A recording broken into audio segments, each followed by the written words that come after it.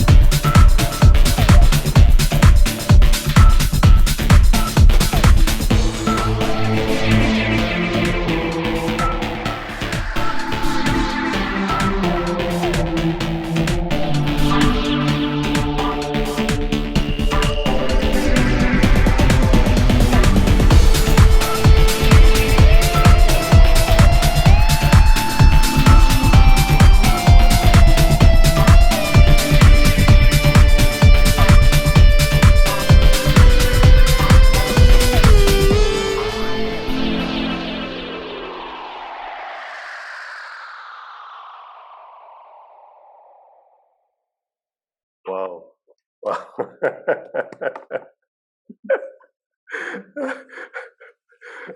Awalnya mengapa kok trail, Bu? Awalnya, awalnya itu kelihatan apa ya?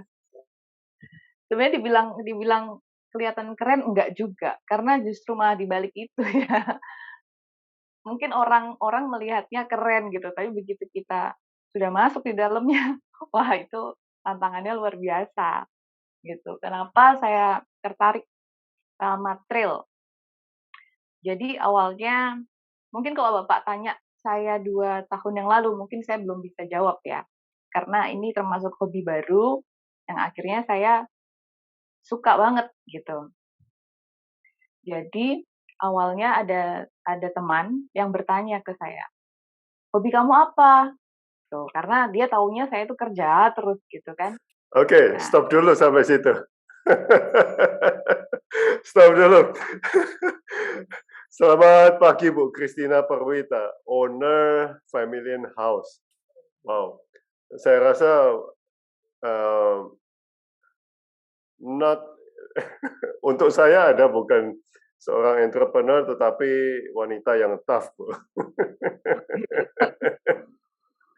Oke, silakan. Hobi kamu apa? Ini saya mempunyai kalimat yang terakhir. ya. Silakan. Jadi kalau ditanya hobi, kalau 2 tahun lalu saya pasti bilang, hobi saya apa ya? Hobi saya kerja. Karena saya taunya kerja terus setiap hari. Sehingga untuk sedikit sebenarnya sedikit menipu diri ya sebenarnya bahwa sebenarnya hobi saya mungkin bukan itu, tapi karena saya berusaha untuk mencintai apa yang saya lakukan, yaitu kerja, akhirnya saya bilang, hobi saya kerja. Lalu teman saya bilang, tanya lagi, "Kalau kerja kamu nggak dapat uang, kamu mau nggak?" "Ya enggak."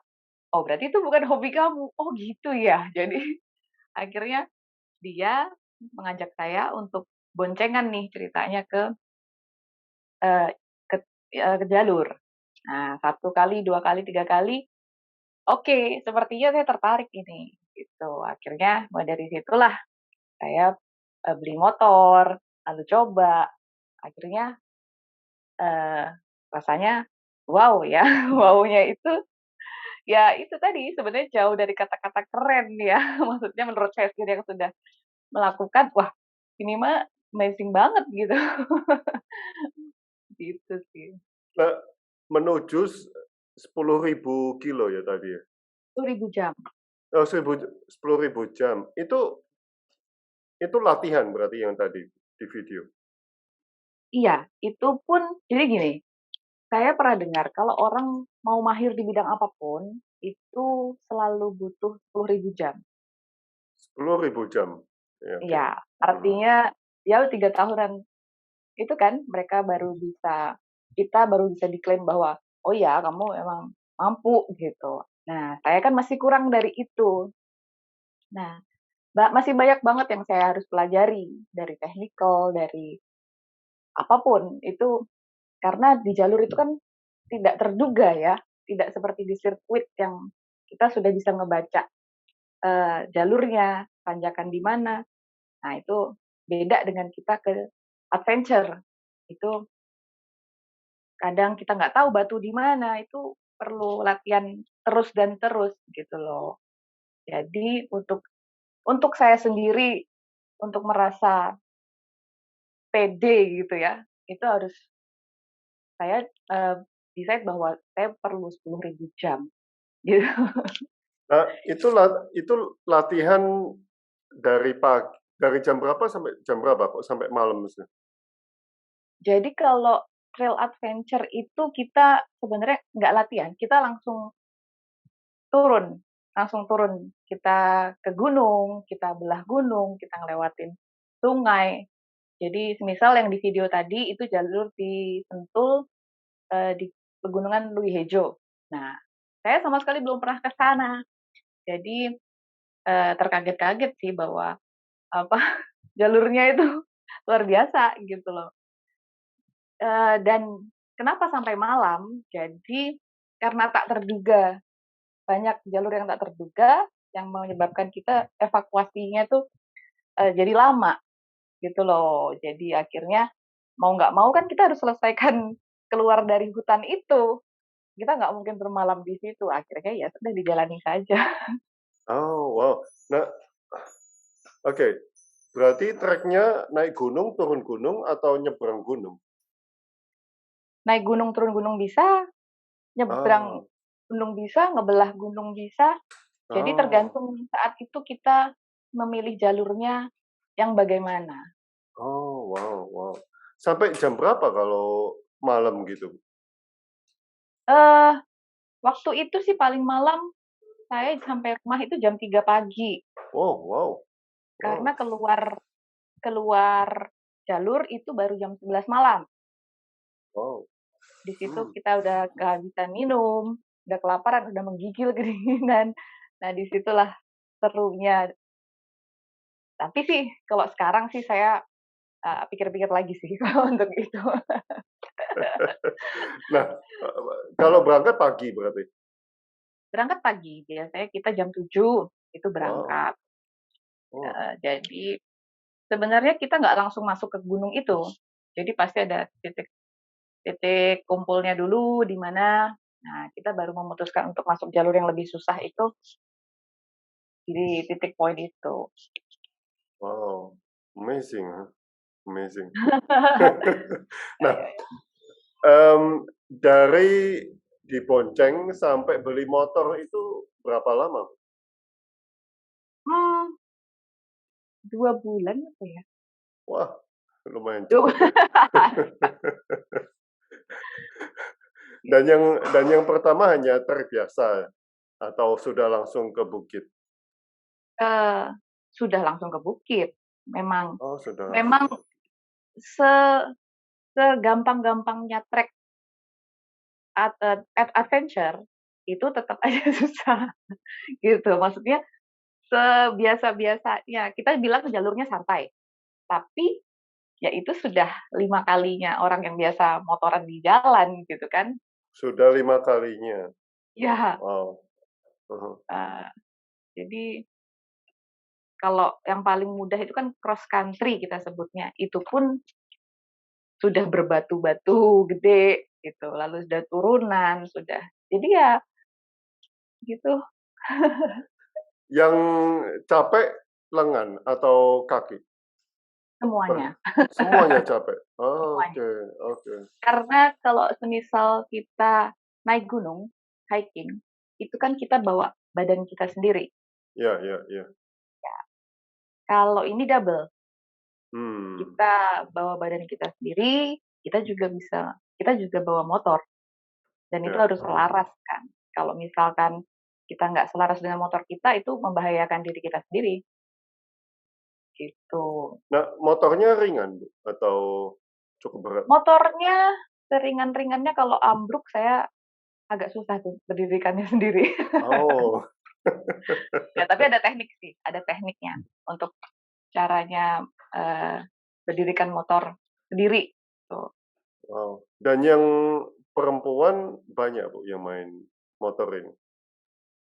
Perempuan, kalau untuk sekarang itu perempuan sudah lumayan banyak, tapi tetap rasionya itu 100 banding 1 ya. Mungkin dari 100 laki-laki ada 1 Oh, perempuan gitu. oke, oke. Wow. Nah, Bu, Anda menyambung yang tadi, Anda Ya, mengatakan, dan sekarang aku bisa jawab meskipun nggak dapat uang atau dibayar, meskipun sudah jatuh berdarah-darah dan luka, aku tetap mau melakukannya. Itulah hobi. Jadi hobi Anda apa ini, Bu Christina? Motor berarti ya? akhirnya saya bisa menjawab bahwa salah satu hobi saya yaitu trail adventure, Trail khususnya adventure. trail, ya, khususnya trail, motor trail. Ah, oke, oke. Nah, berdarah-darah dan luka ya. Ya.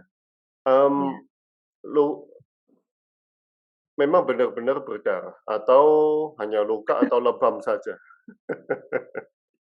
Luka iya, berdarah iya, mau pingsan iya, lebam-lebam iya, eh, apa namanya tuh, tulangnya bergeser iya. Jadi ya disitulah bahwa saya sudah melewati itu semua, tapi saya tetap mau melakukannya, ya berarti itulah hobi saya. Dan em, ini ini wow banget. Dan Anda lakukan setiap minggu, setiap bulan, atau berapa lama sekali? Sekurang-kurangnya sebenarnya 1 bulan sekali saya tuh harus keluar gitu. Karena sebenarnya bukan bukan di latihannya itu sendiri ya, bukan di proses latihannya itu sendiri.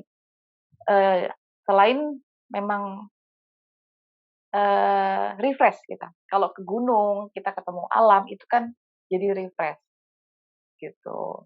Jadi sesudah mungkin ada pressure di kerjaan, di kota yang hiruk pikuk, sesaat kita harus menepi dulu, menepi ke gunung yang sepi, dan identik kalau di gunung kan nggak ada sinyal, susah gitu. Ya udah, disitulah kebebasan. Gitu. Dan berarti Anda rutinitasnya sebulan sekali, Iya, minimal minimal minimal satu sebulan minggu sekali. sekali. Kalau yang 1 minggu sekali paling hanya latihan di sirkuit. Oh, iya, Ya, iya, iya, iya. Wow. Nah, kita sering dengar ini, Bu. Pencapaian memang perlu, tetapi menikmati prosesnya itu lebih penting. Anda ya. juga menyetujui ini, Anda tulis ini. Nah, proses yang paling sulit itu apa, Bu? Harus melewati berapa jam dulu untuk terbiasa? Silakan. Oke. Eh, Proses yang paling sulit dari yang saya temui sebenarnya bukan pada teknik, tetapi lebih ke mengalahkan diri kita sendiri. Jadi ketakutan, keraguan diri kita sendiri itu kadang lebih besar. Jadi kadang menghalangi menghalangi proses pencapaian itu gitu. Contohnya pada saat kita di jalur menemukan turunan yang curam, wah itu pasti gemetaran. Jadi bagaimana untuk kita bicara sama diri kita sendiri bahwa kita mampu, tapi di depannya itu ada tantangan yang jelas-jelas depan mata, itu sulit menurut saya. Oke, itu Padahal berarti itu psikologi berarti. iya, iya psikologi. Padahal sebenarnya setelah kita ngelewatin, oh mudah tuh gitu. Itu sih yang paling sulit untuk saya. Oh, serem-serem sedapnya itu ya. Iya, terserannya itu. Tapi saya kemarin melihat ada yang 45 derajat, Bu. Iya, Apakah Anda harus, ya bagaimana mengatasi itu? Naik ya 45 derajat ya? iya, itu naik Ah, 45 derajat itu naik. Turun turun pun juga bisa. ya. Tapi Hmm, Anda mengatakan kalau nggak salah harus latihan lagi untuk melewati 45 derajat ini. iya, iya, Iya. iya jelas. Eh, sulitnya di mana kalau naik, Bu? Sulitnya, selain mengalahkan ketakutan diri kita sendiri tadi, yang di mana itu keyakinan diri kita ya. Yang kedua teknik. Nah, pasti semua ada tekniknya, nggak nggak sama dengan kita main naik aja gitu juga enggak. Jadi kita mesti ada teknik-teknik tertentu yang kita sampai bisa di atas gitu. Kalau salah nanti motor bisa backlift juga ada. Nah, Ah, oke. ya untuk bisa sampai melewati itu ya sebenarnya tergantung kita ya. Kalau kitanya disiplin, diri kita tuh disiplin, seminggu sekali latihan terus terus terus, saya rasa pencapaian itu akan semakin dekat, bukan gitu. Gitu sih. Nah, Bu, ya, eh, selain teknik, lalu psikologi, tetapi itu kalau kita berani-berani aja, kita nekat-nekat aja, everything should be fine berarti ya. Eee, jadi perbandingannya antara berani-berani aja dengan teknik itu harus 50-50. 50-50. Iya, kita nekat saja tanpa teknik itu juga berbahaya. Kita teknik saja tapi tidak cukup berani, itu juga percuma. Jadi perbandingannya harus 50-50 supaya kita bisa ngelewatin tanjakan-tanjakan dan turunan-turunan curam itu, Nah, gitu sih. apakah olahraga ini olahraga mahal, Bu? Kalau saya bilang iya, eee, karena kita sudah harus siap motor kita rusak, itu yang pertama. Yang kedua di situ, eee, nyawa kita atau badan kita yang kita harus pertaruhkan gitu kan. Jadi saya bilang mahal. Oke, Tap oke. iya. Ada asuransi segalanya kalau main gituan?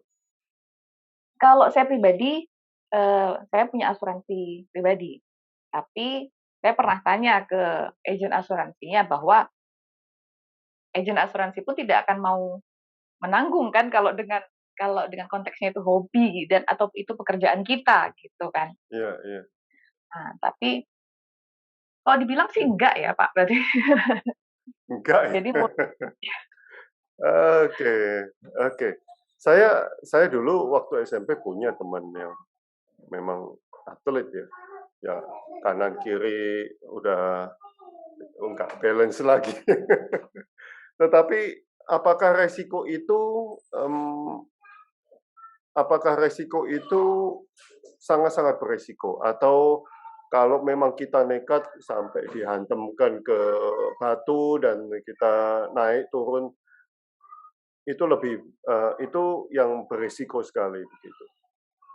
Kalau iya. kita naik kendaraan apa, trail-nya biasa-biasa aja, apakah beresiko sampai segitu?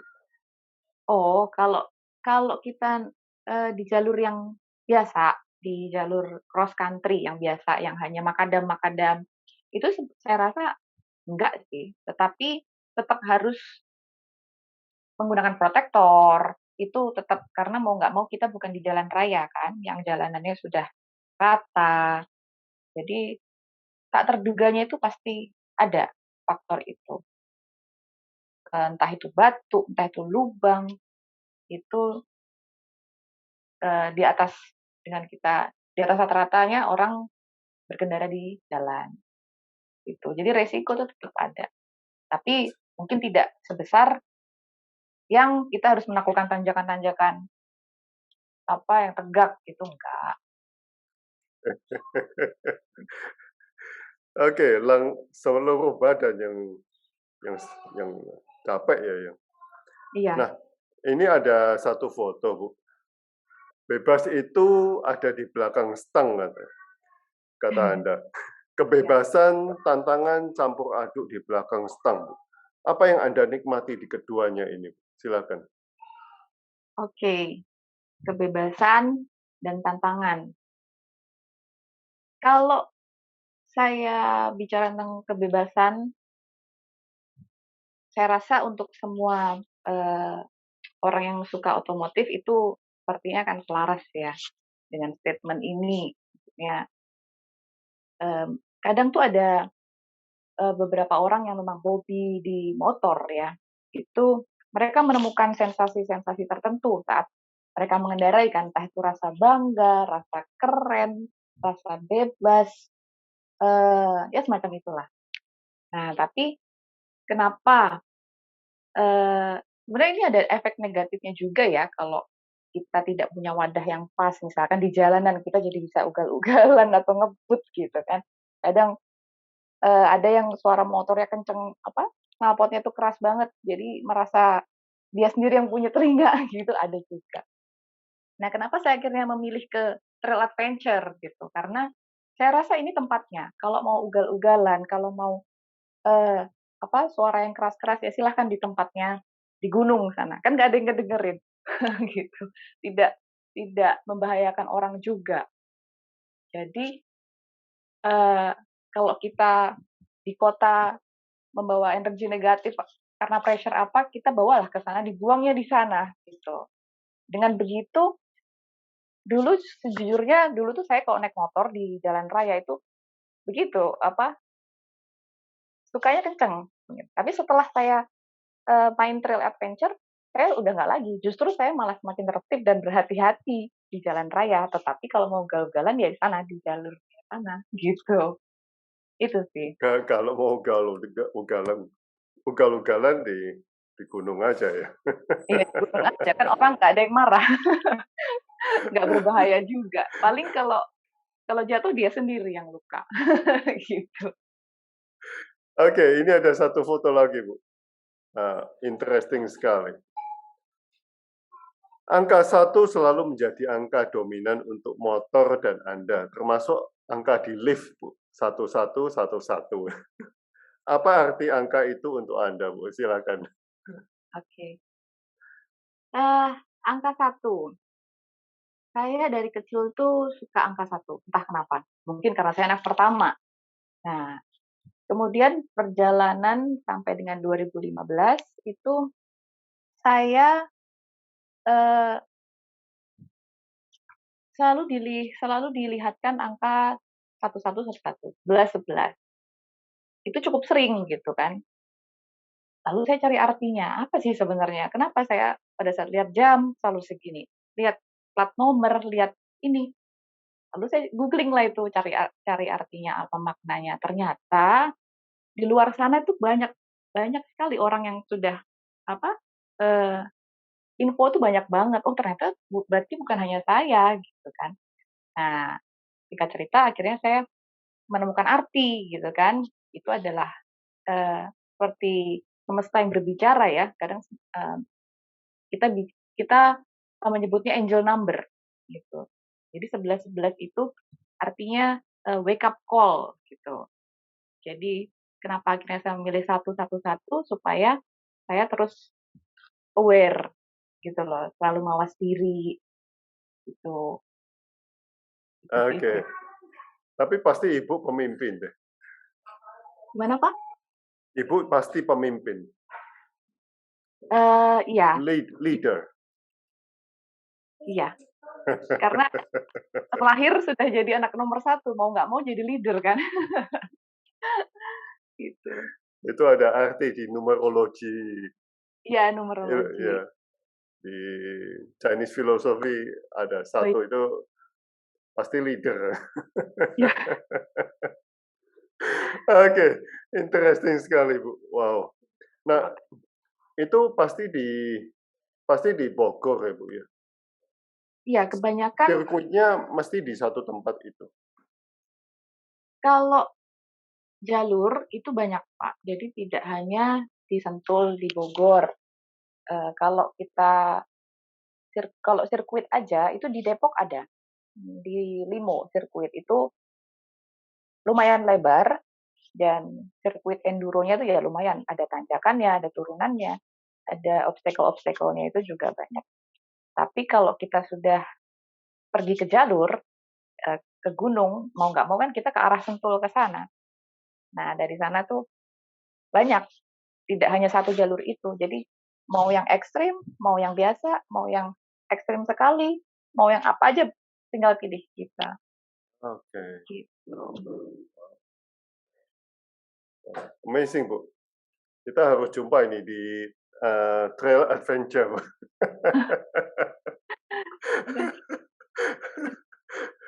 Menantang sekali.